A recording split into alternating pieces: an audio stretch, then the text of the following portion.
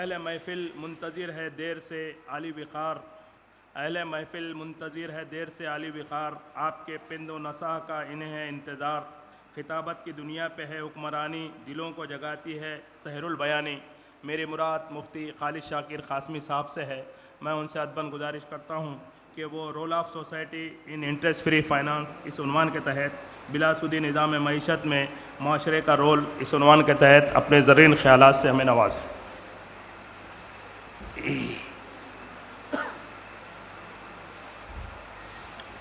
अस्सलामु अलैकुम वरहमतुल्लाहि वबरकातुहू। नहमदुहु व नुसल्ली अला रसूलिहिल करीम, अम्मा बाद। फ़अऊज़ु बिल्लाहि मिनश शैतानिर रजीम, बिस्मिल्लाहिर रहमानिर रहीम। यमहक़ुल्लाहु रिबा व युरबिस सदक़ात वल्लाहु ला युहिब्बु कुल्ला कफ़्फ़ारिन असीम। सदक़ल्लाहुल अज़ीम। सुब्हान रब्बिका रब्बिल इज़्ज़ति अम्मा यसिफ़ून व सलामुन अलल मुरसलीन वल्हम्दुलिल्लाहि रब्बिल आलमीन। अल्लाहुम्मा सल्लि अला सय्यिदिना मुहम्मद व अला आलि सय्यिदिना मौलाना मुहम्मदिन व बारिक व सल्लिम। स्टेज पर तशरीफ़ फरमा तमामी जमात इस्लामी और राहत बैंक के ज़िम्मेदारान, सामईन इकराम और मुअज़्ज़ज़ ख़वातीन, किताबों में एक बात मिलती है कि इंसान के पास चार चीज़ें हैं जिससे बहुत मोहब्बत करता है इंसान। एक है उसकी जान, जिससे बेइंतहा मोहब्बत है। दूसरे है माल, इससे भी इंसान को बहुत ज़्यादा मोहब्बत है। तीसरी है इज़्ज़त, आबरू।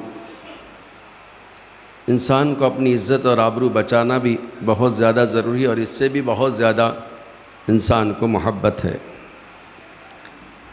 चौथी चीज़ है ईमान। सबसे ज़्यादा अहम चीज़ ईमान है, जो सबसे ज़्यादा मोहब्बत के लायक और मोहब्बत के ज़रूरतमंद है। आप देखते हैं जान पर आफत आती है तो माल से मदद ली जाती है। जान पर आफत आती है तो माल से मदद ली जाती है और जान छुड़ाई जाती है, जान बचाई जाती है। इज़्ज़त आबरू पर हर्फ आता है तो माल और जान दोनों का सहारा लिया जाता है और दोनों के ज़रिए इज़्ज़त आबरू की हिफाजत होती है। और चौथी चीज़ है ईमान। ईमान पर जब आफत आती है, जान, माल, इज़्ज़त, आबरू सब दांव पे लगा दिया जाता है, किसी चीज़ को बाकी नहीं रखा जाता। इसी बात को पेश नज़र रखते हुए आज मैं राहत सोसाइटी के ज़िम्मेदारान को बेइंतहा मुबारकबाद देता हूँ कि जिन्होंने चंद साल पहले इस नादिर शहर में एक ऐसी बुनियाद डाली जिसकी सख्त ज़रूरत थी। हमारा मुस्लिम माशरा, जिसमें ख़ासकर वो ख़वातीन, अब चाहे वो पढ़े लिखे हों या बेपढ़े लिखे हों, मेरे पास सर्वे नहीं है, लेकिन सब गट की तरफ जा रहे थे और वो छोटे मोटे कारोबार करने वाले मुख्तलिफ़ किस्म के सूदी कारोबार में मुलव्विस होते जा रहे थे। दर्दमंद अहबाब ने बड़े ही दर्द से और फ़िक्र से इस बात को अपने ज़िम्मे लिया कि इस मुआशरे को इस सूदी लानत से बचाना है। और इस सूदी लानत में गिरफ़्तार होने के बाद चारों चीज़ें हाथ से जा रही थी। जान भी जा रही थी, माल भी जा रहा था, इज़्ज़त आबरू भी जा रही थी और ईमान भी ख़तरे में आ गया था। और जिसकी मिसालें आप अखबारात में देख रहे हैं, मुख्तलिफ़ टीवी पर आप देख रहे हैं कि गरीब गुर्बत की वजह से कुछ तंजीमों का शिकार होकर हमारी अपनी वो बच्चियाँ, चाहे वो पढ़ लिख कर बोलो या गुर्बत का शिकार होकर कुछ तंजीम का शिकार हो रही है और उसके बाद उनको वापस लाना बेइंतहा दुश्वार हो रहा था। और ये वो लानत है जिसमें गिरफ़्तार होने के बाद मुआशरा ऊपर नहीं आ सकता। अल्लाह तबारक व तआला ने फ़ज़्ल फ़रमाया और अल्लाह तबारक व तआला का निज़ाम भी है, जब गंदगी उरूज पर, बेहयाई बुलंदी पर पहुंचती है तो अल्लाह तबारक व तआला फिर रास्ते भी उन्हीं लोगों को सुझाता है जो उसके अंदर मौजूद होते हैं। अल्हम्दुलिल्लाह ये सोसाइटी ने उस रास्ते को खोज निकाला और इस गंदगी में पड़ने वाले उन अफराद को बचाने की जो कोशिश की है उसमें मुझे लगता है कि अल्हम्दुलिल्लाह वो कामयाब साबित हो रहे हैं।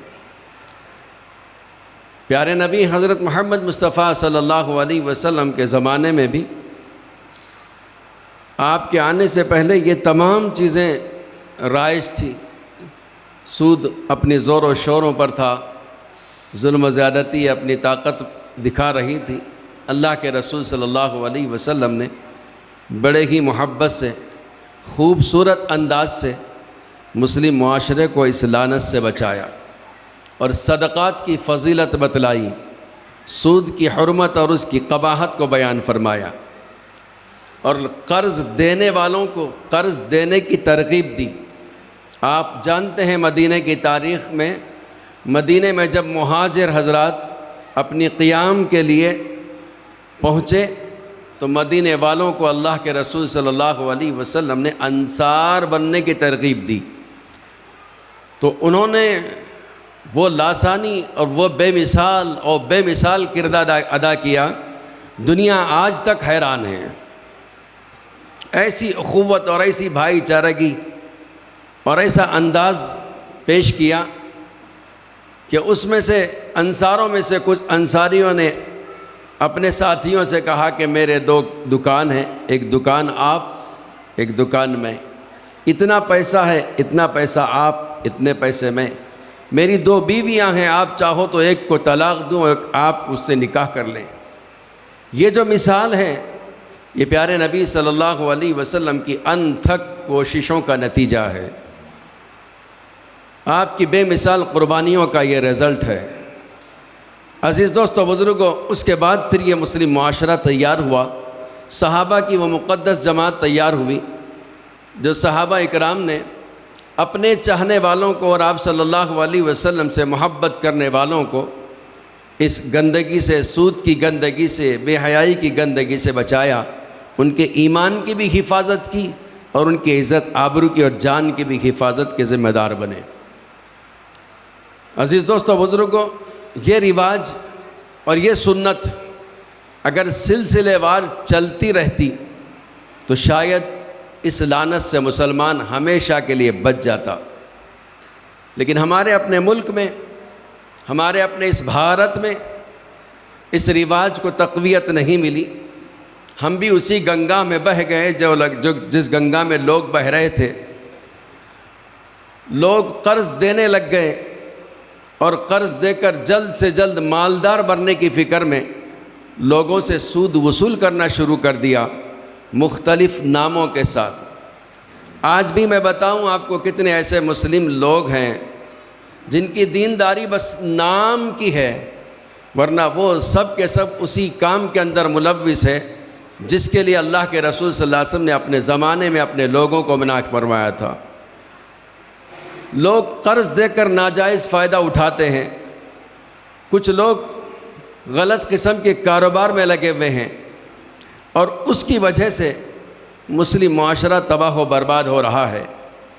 आज के दौर में अगर हम सब ये तय कर लें, मैं अगर मालदार हूँ, मैं अगर अल्लाह तबारक व तआला ने मुझे कुछ दौलत और नेमत दी है, मैं चंद घरों को संभाल लूँ बेलौस बिला मुआवज़ा, तो आज दुनिया में उसका कुछ नहीं जाएगा।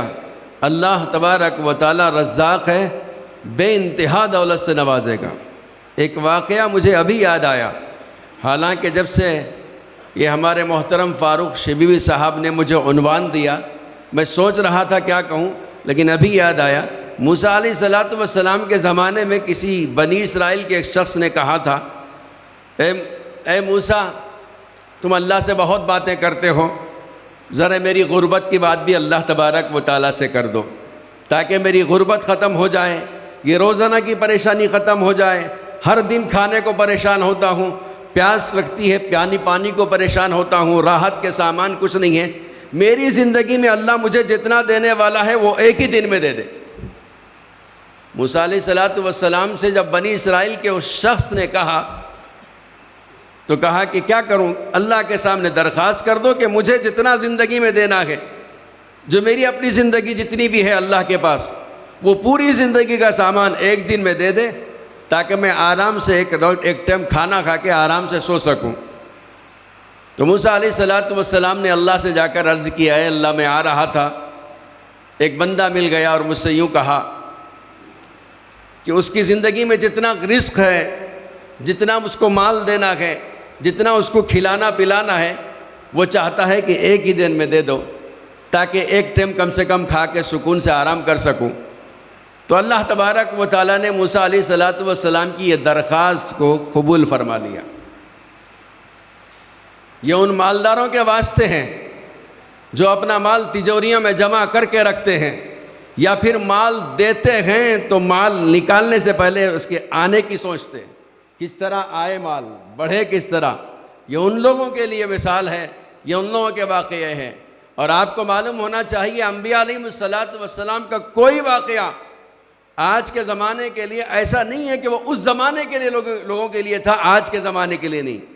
चंद बातें हो सकती है जो शरीयत के साथ ख़ास थी, लेकिन कुछ बातें तो ऐसी हैं जो क़यामत तक के लिए उनके बातें नमूना है। मूसा अलैहिस्सलातु वस्सलाम ने जैसे ही मांगा, अल्लाह तबारक व तआला ने फ़ैसला कर दिया, हम दे रहे हैं। चुनांचे ज़िंदगी भर का जितना उसको ख़जाना लगता था, अल्लाह ने एक ही दिन में दे दिया। और देने के बाद वो अल्लाह तबारक व तआला उसको मालदार बना दिए, जो कई साल की जो रोज़ी एक दिन में दे दी। उसने जैसे ही माल मिला, उसने एक लंगर खाना बना दिया। कहा कि मुझ जैसे कितने गरीब होंगे जो परेशान होंगे, जो खाने को परेशान होंगे, रहने के लिए परेशान होंगे। एक लंगर खाना बनाया और सबके लिए खाना फ्री कर दिया और कहा आओ और खाओ और जाओ। इसलिए कि अल्लाह ने मेरी रोज़ी दिया था, एक दिन के लिए अल्लाह से मांगा था, मैं अब सबको खिला के खुश कर दूं, चाहे मैं रहूं या ना रहूं। और जैसे ही उसने दस्तरखान खोला, जैसे ही इसने खाने के लिए लंगर खोला, अल्लाह तबारक व तआला इसके इस लंगर खोलने पर फैसला फरमाया कि ऐ मूसा, जब वो अपना लंगर खोलकर अपना रोज़ी और उसकी दी हुई नेमत जब लोगों में फैला दिया, तो हमने भी फैसला कर दिया जब तक वो रहेगा इसी तरीके से लंगर को आबाद करते रहेंगे। उसके बाद वो आबाद हुआ। कई दिन के बाद मूसा अलैहिस्सलातु वस्सलाम का फिर दौरा उसी तरफ हुआ जिस तरफ वो आदमी मौजूद था। अब वो जो देखा तो क्या है, वहाँ पर एक बहुत ज़बरदस्त आलीशान महल बना हुआ है, लोग आ रहे हैं, जा रहे हैं और खा रहे हैं। तो मूसा अलैहिस्सलातु वस्सलाम ने उस शख्स का हाल पूछा कि वो शख्स कहाँ है जो मुझसे यूँ कहा था। तो वो शख्स मुलाकात के लिए मूसा अलैहिस्सलातु वस्सलाम के पास आ गया और कहने लगा, तुम कैसे हो? कहा, बहुत अच्छा हूँ, अल्लाह ने आपकी दुआ कबूल फरमा ली और मेरे लिए तमाम रास्ते खोल दिए। कहा, तू तो सारे ज़िंदगी भर की रोज़ी एक दिन के लिए मांगा था, फिर तेरा इतना हाल कैसा क्या अच्छा हो गया? कहा कि मूसा, आपने मांगा, आप अल्लाह के नबी हैं, मुझे अल्लाह ने दिया। मैंने कहा मैं एक दिन खा के अगर खुश हो जाऊँगा तो मुझ जैसे बहुत सारे लोग हैं जो इस हाल में होंगे। मैंने उनका दर्द अपने सीने में रखा और उनको भी खिलाना शुरू कर दिया।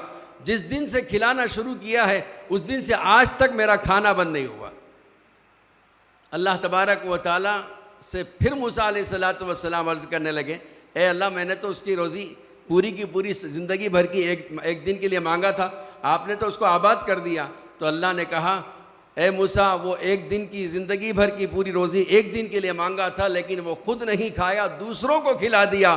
तो मेरा भी ये तरीक़ा है, जो आदमी खुद को भूखा रख कर दूसरों को खिलाता है, क्या तुम्हारा मंशा है मैं उसको भूखा रखूँगा?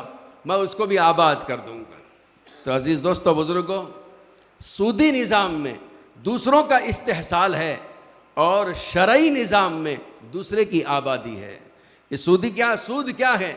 एक हल्की सी मिसाल आपको बता दूं गरीब का पैसा अमीर की तरफ जाए ये सूद है, गरीब का पैसा अमीर की तरफ जाए ये सूद है, और अमीर का पैसा गरीब की तरफ जाए ये सदका है, ये आबादी है, ये सबाई से सवाब है, ये अल्लाह की रहमत को हासिल करने का तरीक़ा है। आज हमारे इस मुल्क के अंदर हमारी ख़वातीन जो मुख्तलिफ़ तंजीमों का शिकार है, इस वक्त हमारी ज़िम्मेदारी बनती है कि इन औरतों को उन तंजीमों का शिकार होने से बचाएं जो गलत तरीक़े से हमारी ख़वातीन को लूट रहे हैं। अभी जैसे तज़किरा किया, चंद सालों पहले यहाँ गट का निज़ाम उरूज पर था। अल्हम्दुलिल्लाह जब से ये राहत सोसाइटी कायम हुई, राहत बैंक कायम हुआ, कई लोग इससे जुड़कर अपने आप को उस गंदगी से बचा लिए और हमारी ख़वातीन भी बच गई हैं। और ये हमारे मुआशरे का सबसे बड़ा एक नासूर है, बोली या फिर अलमिया है कि हम घर के अंदर रहकर हमारे अपने घर से बेफिक्र होते हैं, हमारे अपने घर में रहकर हम घर से बेफिक्र होते हैं। सारी दुनिया की फ़िक्र होती है मेरे घर के अंदर क्या चीज़ जी रही है, क्या चीज़ मर रही है, इसका हमको पता नहीं होता। अल्हम्दुलिल्लाह मैंने शुरू में अपनी बात को इस अंदाज से शुरू किया था कि जब ईमान पर हर्फ आता है, जान माल इज़्ज़त आबरू सब दाव पे लग जाते हैं। तो ऐसे ही जब ईमान पर हर्फ आने लग गया तो हमारे अपने तमाम लोगों ने जान माल इज़्ज़त आबरू लुटाकर ईमान को बचाने का फ़ैसला कर लिया। अल्हम्दुलिल्लाह इस सोसाइटी के ज़रिए, इस राहत बैंक के ज़रिए, जहाँ पर हमारी जान बच रही है, हमारी इज़्ज़त की हिफाजत हो रही है, हमारे माल की हिफाजत हो रही है, वहीं सबसे बड़ी चीज़ जो आखिरत में काम आने वाली चीज़ ईमान है, उसकी हिफाजत हो रही है। और ये ईमान अगर सलामत है तो हम आखिरत में कामयाब है। ईमान अगर सलामत नहीं है तो हम लाख दुनिया के अंदर बड़े से बड़े ओहदेदार हो जाएं, मनसबदार हो जाएं, बड़े से बड़े कुर्सी के मालिक बन जाएं, खुदा के पास उसकी कोई हैसियत नहीं।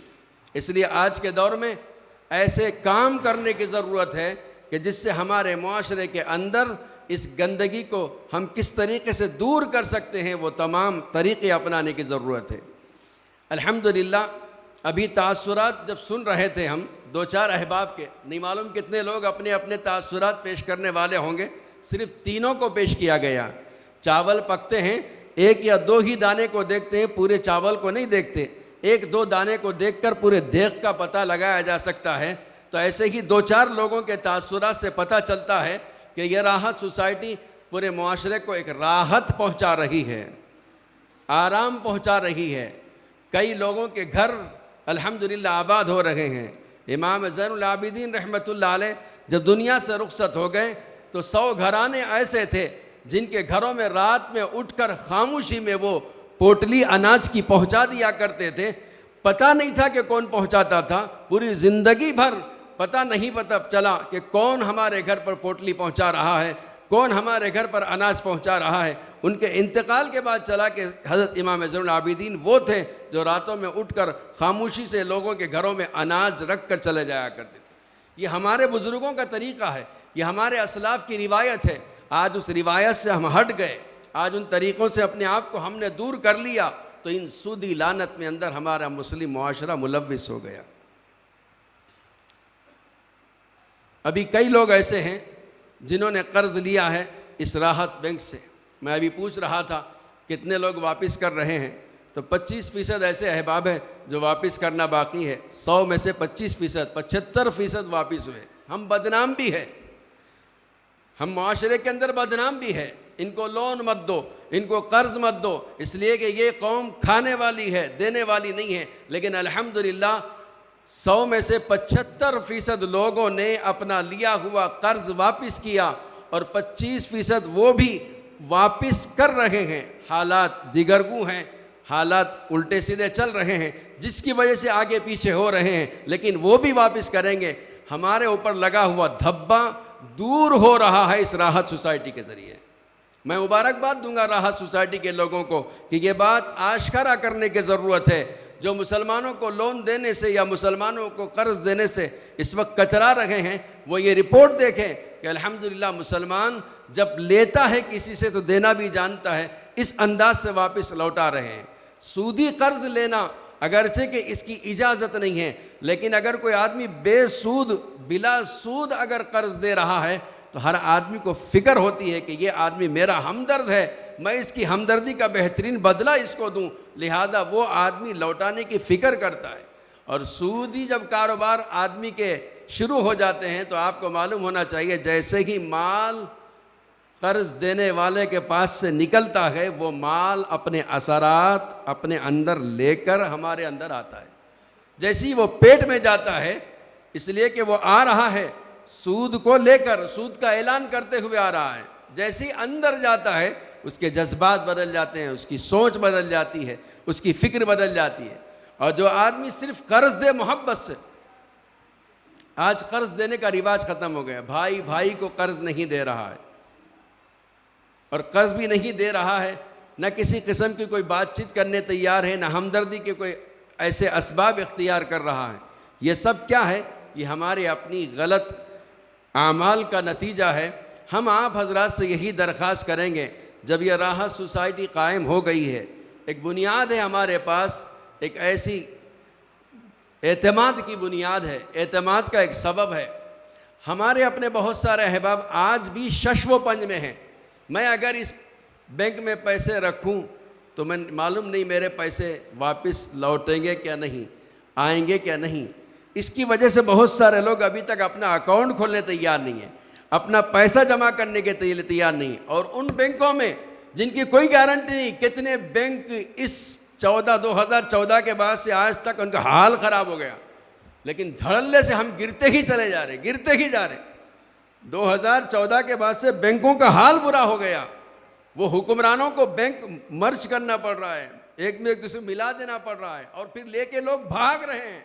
लेकिन हमारे मुसलमान धड़ल्ले से वहाँ पर पैसे जमा रख रहे हैं, नेक इरादे से पैसे वहीं रख रहे हैं, बचा हुआ माल भी वहीं रख रहे हैं। अगर हम अपने पैसों को अपने इस राहत सोसाइटी में रखते तो शायद हम अपने मुसलमानों के कुछ आम काम आ सकते, और आपके पैसे की गारंटी ये राहत सोसाइटी लेती, और इसकी वजह से मुआशरे के अंदर जो गंदगी है वो ख़त्म होगी, ईमान का तहफ़्फ़ुज़ होगा। ईमान का तहफ़्फ़ुज़ माल से बढ़कर नहीं है, और इसी माल को बुनियाद बनाकर हमारी बहुत सारी बच्चियों को आज लोगों ने अगवा कर लिया, किडनैप कर लिया, बहुत सारे मसाइल पैदा कर दिए। आज शर्म आती है जब उन चीज़ों का नाम लिया जाता है। ये ऐसा नहीं है कि पढ़ लिख कर मुल्हिद हो गए, ये कुछ ना कुछ इसके पीछे राज है।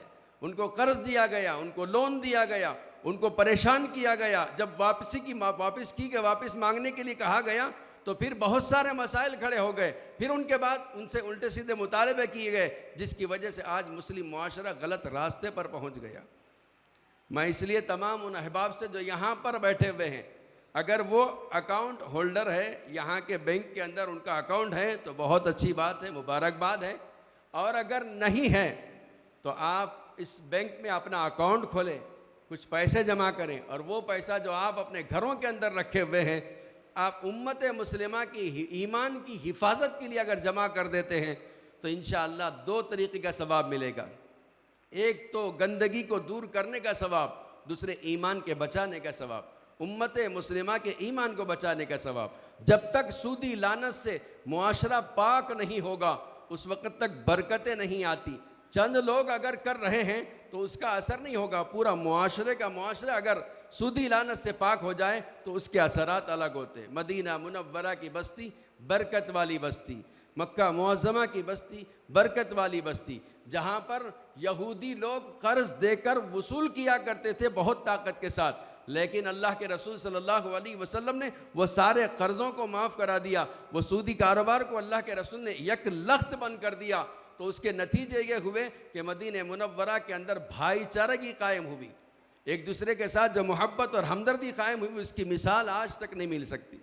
इसलिए दोस्तों बुज़ुर्गों, मैं इन्हीं बातों के साथ आपके सामने एक दरख्वास्त यही करूँगा कि आप अपने जान माल इज़्ज़त आबरू की हिफाजत ईमान के साथ अगर करना चाहते हैं और अपने आप को और अपने तमाम मुस्लिम मुआशरे को इस गंदगी से बचाना चाहते हैं, तो रास्ता यही है कि जहाँ पर अल्लाह तबारक व तआला ने हमको एक मुतबादिल नज़्म करने वाले अहबाब दे दिए हैं, उनका शुक्र मानना चाहिए, उनका एहसान मानना चाहिए कि इस मुस्लिम मुआशरे के अंदर ऐसे अफराद को अल्लाह ने खड़ा कर दिया जो इस काम को बड़े ही खुश उसलूबी के साथ, बहुत खूबसूरत अंदाज से सालाना पूरे हिसाब किताब दिखलाते हुए आपके सामने वो अपना पूरे तमाम जायज़ा देते हुए काम अंजाम दे रहे हैं, तो उनकी तारीफ़ भी करना चाहिए, उनका सहारा भी बनना चाहिए, उनकी हिम्मत और हौसला अफजाई करना चाहिए। हिम्मत और हौसला अफजाई ये है कि आप शिरकत कर लिए बुलाने पर। एक तरीक़ा ये है कि आप बुलाए और आप आ गए, माशाल्लाह बहुत बड़ी तादाद आ गई। दूसरी हिम्मत और हौसला अफजाई ये है कि मैं इस काम से मुत्तफ़िक़ हूँ, मैं इस काम को सराहता हूँ, तो मैं अपने अहबाब को दावत दूँ इस बात की तरफ कि आओ, ये ऐसा काम है जिसके अंदर हमारे लिए सवाब है, आप भी शरीक हो जाऊँ, मैं भी शरीक हो जाए, सब शरीक हो जाएंगे तो इंशाअल्लाह इसके लिए एक मददगार बनेंगे। और ये राह सोसाइटी इंशाअल्लाह चंद लोगों को कर्ज दे रही है, चंद रुपये दे रही है। मुझे उम्मीद है आने वाले दिनों में ये लाखों रुपए कर्ज दे सकती है, लाखों, बड़े बड़े शोरूमों को कर्जा दे सकती है, बड़े बड़े कंट्रैक्टरों को कर्ज दे सकती है। लेकिन ये कि आपका हमारा सपोर्ट पूरी ताकत के साथ होना चाहिए। ये नहीं कि जलसे में शरीक हुए और चले गए, बल्कि हमारी अपनी हिम्मत और हौसला अफजाई इस अंदाज से होना चाहिए कि हमारे जितने चाहने वाले, जानने वाले, हमको सम्मानने वाले लोग हैं, चाहे वह औरतें हों चाहे मर्द हों, सब इसमें जुड़ जाएं, तो इस गंदगी से हम अपने मुआशरे को बचा सकते हैं। गंदगी से मुआशरे को बचाना ही सबसे बड़ी सुन्नत है, जिसके लिए अम्बिया अलैहिमुस्सलातु वस्सलाम आए। प्यारे नबी हज़रत मोहम्मद मुस्तफ़ा सल्लल्लाहु अलैहि वसल्लम भी आप दुनिया के अंदर तशरीफ़ लाए तो इसी गंदगी को पाक करने के लिए, जिसमें बहुत सारी गंदगियाँ थी, उसमें एक गंदगी ये भी थी। हज़रत इब्न अब्बास का सूद आपने खुलेआम ऐलान करके माफ़ करवा दिया, कहा कि नहीं अब इसके बाद से कोई देना नहीं। ये कौन है, किसकी ताकत है, ये आप अकेले खड़े होकर ऐलान कर रहे हैं। तो जितने जो है अहबाब यहाँ पर तशरीफ़ फरमाए वो इस काम के अंदर हिस्सा लेने वाले बने। एक आखिर में बात अर्ज़ करूँ, अल्लाह तबारक व तआला मुझे आपको अमल की तौफ़ीक़ नसीब फ़रमाए। अल्हम्दुलिल्लाह काम सही सिमत में जारी है और आप भी देख रहे हैं, और जो अहबाब जानते हैं वो सब जानते हैं, जो नहीं जानते उनको बतलाने की ज़रूरत है। एक चीज़ ज़रूरत है जो हमारे अपने मुआशरे के अंदर सबसे ज़्यादा इसकी बहुत ज़्यादा कमी महसूस की जा रही है कि हमारे अपने मुआशरे के अंदर बहुत सारे अहबाब सेग़े राज में काम करते हैं, जिसका किसी को पता नहीं चलता, सब छुपे हुए रहते हैं, अंदर अंदर वो खिचड़ी पक रही होती है और कोई बताता नहीं है क्या हो रहा है। लेकिन जब लावा फूटता है तो बहुत शर्मिंदगी होती है, बहुत शर्मिंदगी होती है, जिसमें एक ये भी है सूदी लानत, जो अंदर अंदर से हमारे मुआशरे को खा रही है। कौन किससे कर्ज लिया कोई बताता नहीं, क्यों बताएगा, लेकिन ले लिया है। ये अंदर अंदर हमारे खिचड़ी पकती है, अंदर अंदर हमारे मसाइल उबलते रहते हैं, लेकिन जब बहुत ज़्यादा गंभीर मसला हो जाता है तो फिर हम किसी और के पास जाते हैं।